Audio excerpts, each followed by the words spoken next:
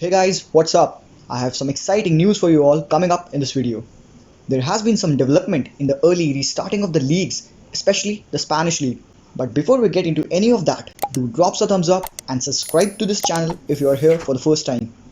And apart from that, there are also rumors that FIFA has decided to go for 5 substitutions in place of 3.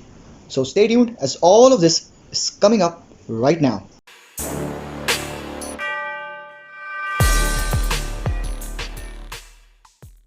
The news of restarting of La Liga games have surfaced and we all are excited to actually understand as when can we start to see our favorite players in action back again.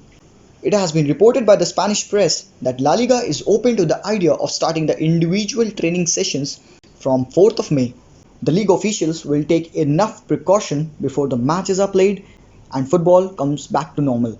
There also has been some news that after this individual training, the group trainings with the proper sanitization of the whole team, the whole squad, the coaches and everything, plus the equipments, even the balls will be done. But the match frequency will be high. So we can see a team playing as many as 3 to 4 games in a week's time. And so FIFA is discussing a matter of increasing the number of substitutions from 3 to 5 in a game to avoid the fatigue and the injuries.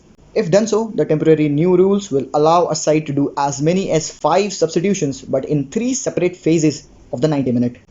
It's basically done to avoid the wasting of time by a particular team which leads 1-0 and the match is entering a nail-biting moment and they decide to make the substitution one by one and eventually waste time.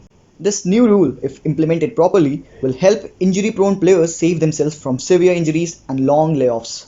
Well guys, the communities of the footballing world are doing as much as they can for us and the least we can do is comply with them and our respective governments to follow the necessary measures to stay safe.